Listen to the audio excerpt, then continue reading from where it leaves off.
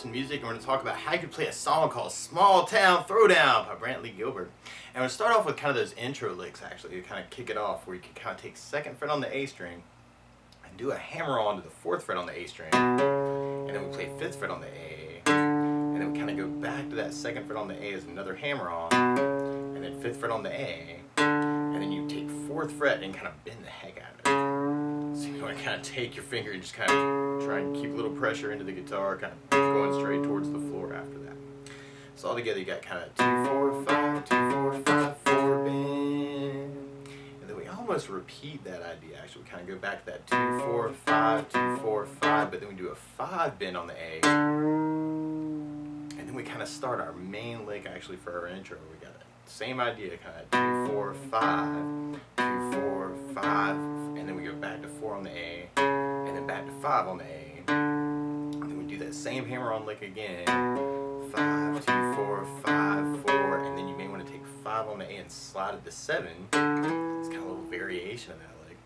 And then we go back to our 2, 4, 5, 2, 4, 5, 4, 5. And then at the very end, the last lick, you kind of do that 2, 4, 5, and then 5 to 4 is a pull-off, and then another 5, 4 pull-off, and then 3rd fret on the low E, and then open E. Now randomly, if you do want to play this along with Brantley Gilbert, you'll actually end up having to retune your guitar too. You'll have to tune down a half step to E flat, B flat, G flat, D flat, A flat, and E flat. So we're just kind of working this in standard tuning.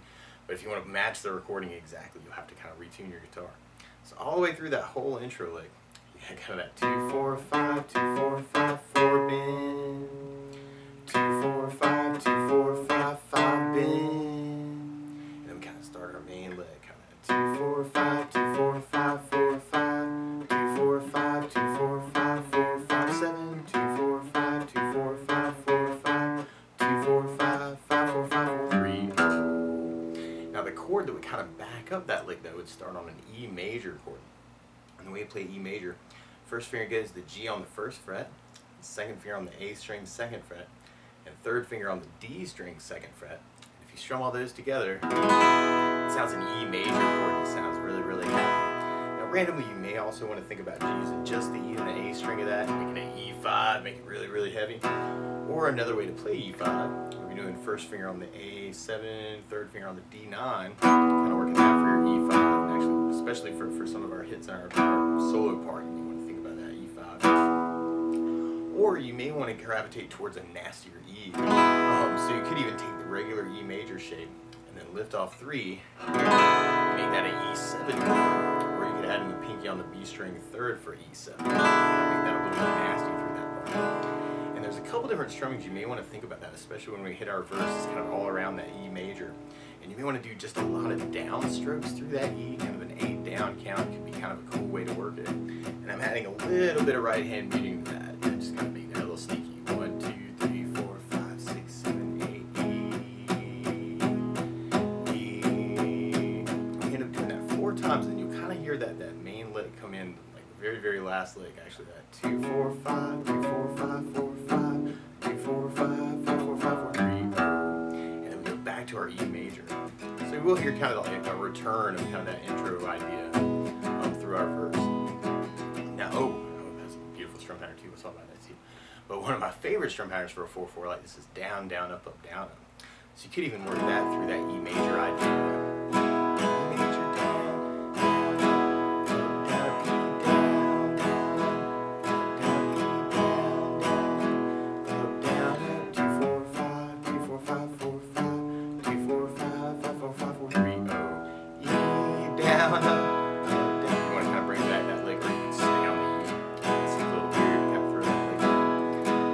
Or one of my favorite strum patterns actually, but it's really kind of matching the feel of the tune, something called 16th note strum pattern.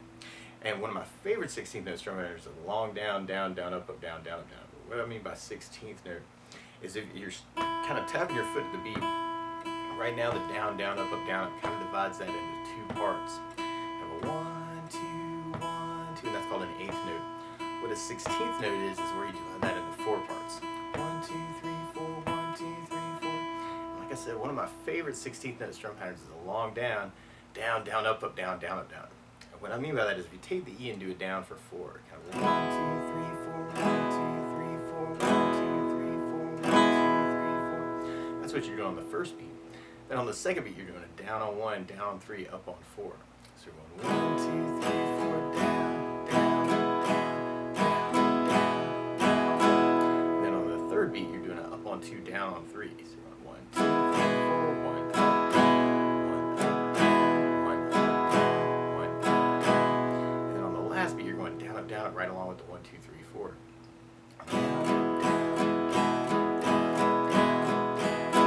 So all together, you get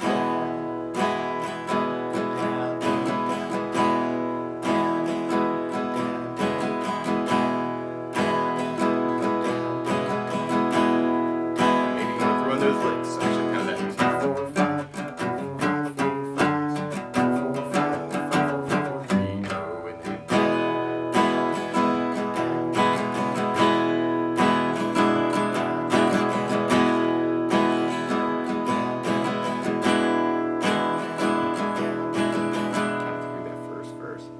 and then. From that first verse, then we go into our first chorus. We start out on E major, but then we go to a G major chord. We play G major.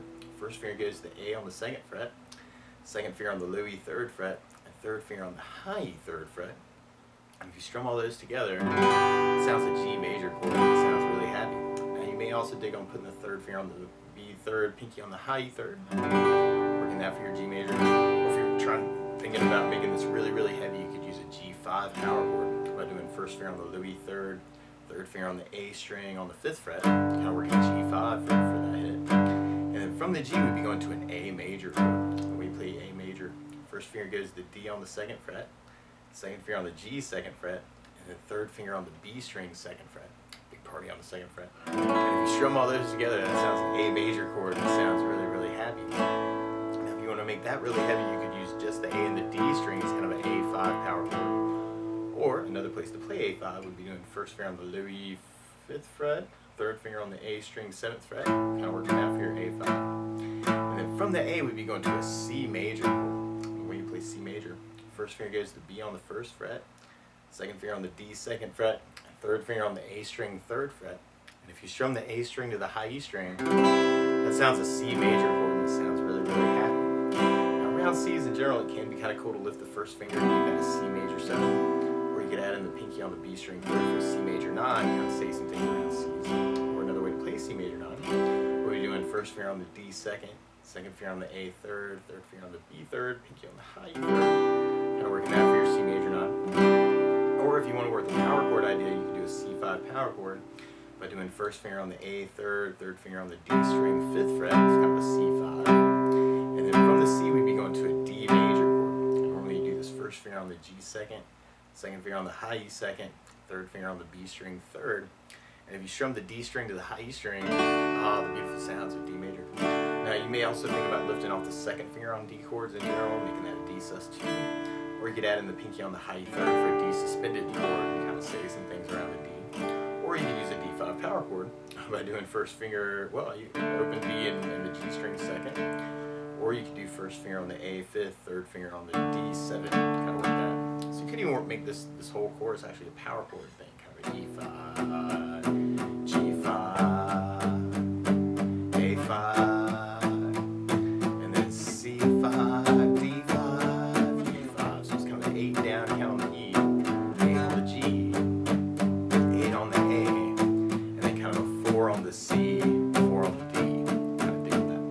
Or if you're digging on the strumming, you could work the down, down, up into it. And the weird part is the C and the D kind of half the strum pattern. So you want to do down, down, up on those two chords when we get to them. Or you could split the pattern and do it with a C, down, up, and then go to the D for the up, down, up. Which would be kind of cool too. So you have the E, G, A, half a C, half a E, E major, G,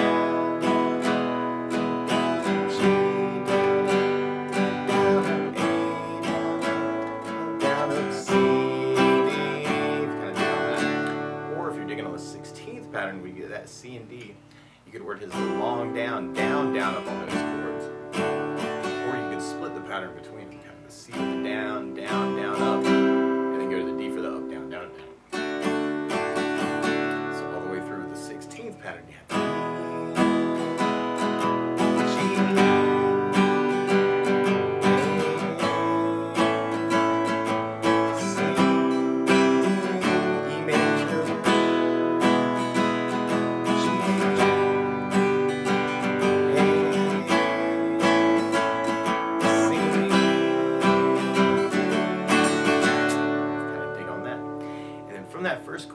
going into kind of like a little intro return around our E major. You may want to kind of bring back those main licks actually.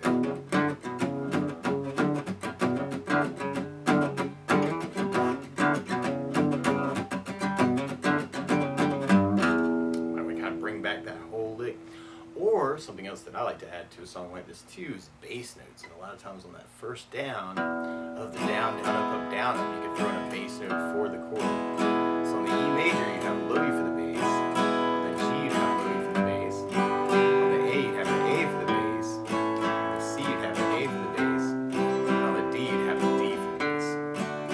So you could just kind of work that as a bass down, up, down, up, kind of like E major.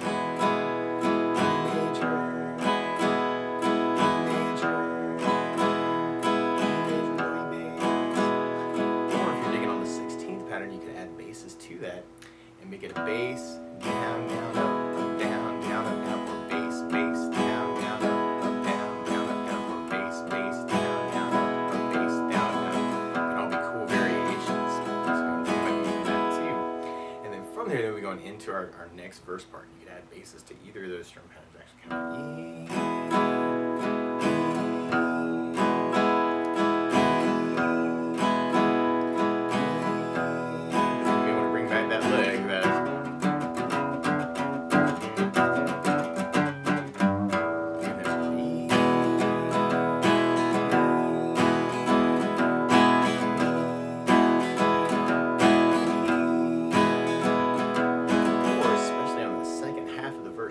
cool little variation where you may want to kind of work a bass up, bass up, kind of rhythm kind of turns up on the second part from the master recording. That would be cool. Kind of try that too. Bass up, E bass up, E bass up, E bass up,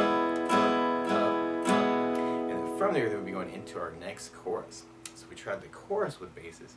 We'd have E, G, A, C, D, or if you're digging on the 16th, E, G, A,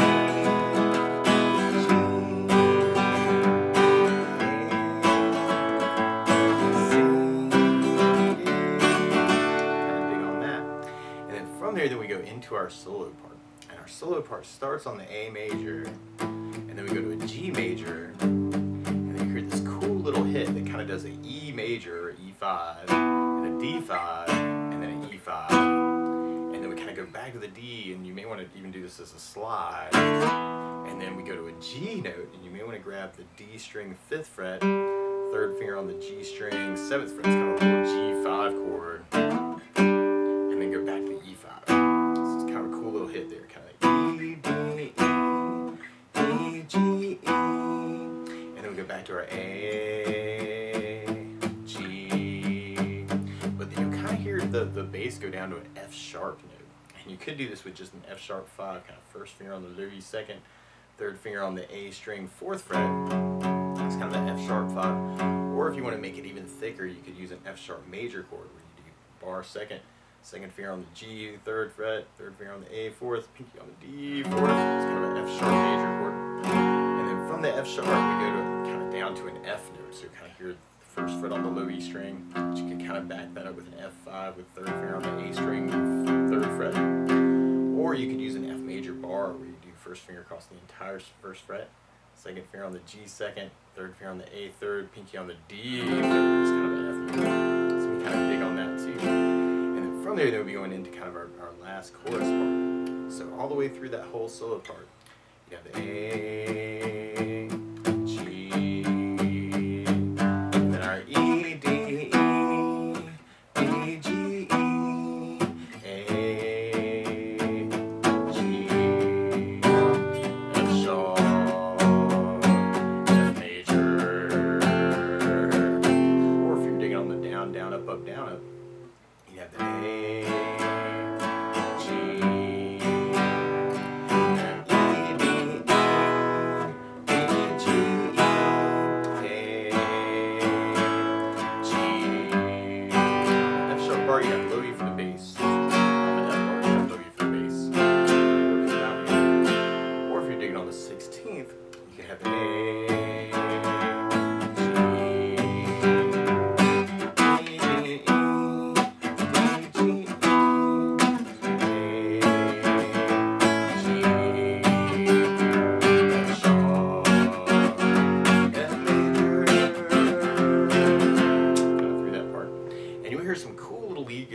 parts through that. And if you want to follow some of those notes and picking out all this stuff by ear, so I'm kind of hoping this is pretty close, but you take 14 on the high E is kind of a bend, bend, and then we'd be going back to 14 just straight up, and then we go to 10 on the B string is kind of a bend. So you can kind of dig on that. Oh, and there's some 12s in there too. 14 bend, 14, 14, 14, 12, and then 10 bend, and then kind of coming back down. And then we got another hit where you go 15 on the high E as a bend, and then 12 on the high E, 15 on the high E bend, 12 on the high E, and then 215 on the high E is a bend, and then 12 on the high E, and then 12 bend, 17 bend on the high E, and then we go 21st fret, 19, 20, 20, wow, it's my very last fret. So you want to kind of play around with a bend there. And then there's this cool little tag lick where you go 12 on the G, 14 on the D, 12 on the D, 14 on the D, 12 on the D, 14 on the A, 14 on the D, 12 on the D, 14 on the A, 12 on the D, 14 on the A, 12 on the A, and I was kind of digging that as a slide down to 9th fret. So if you kind of dig on that, so through that whole solo part, you'd have the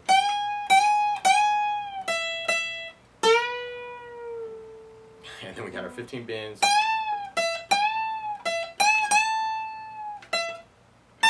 17 bend, 21st fret bend, and then our tag lick. So we kind of play around with those notes too. And then from that solo, then we'll be going into our last chorus. Kind of E, G, and there's kind of an A hit on that first, kind of 3 downs on that, and then we kind of pick it up back on our E.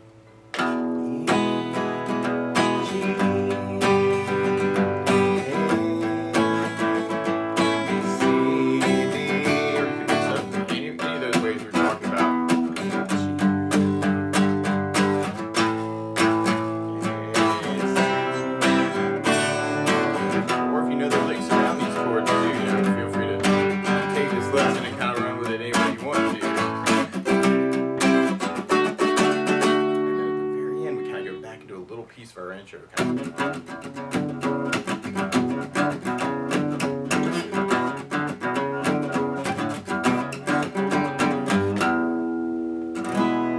we want to kind of bring back those licks at the very end. But that's the basics of how you can strum through Small Town Throwdown by Brantley Gilbert. And don't forget to tune your guitar down a half step for the recording. E flat, B flat, G flat, D flat, A flat, E flat. So good luck.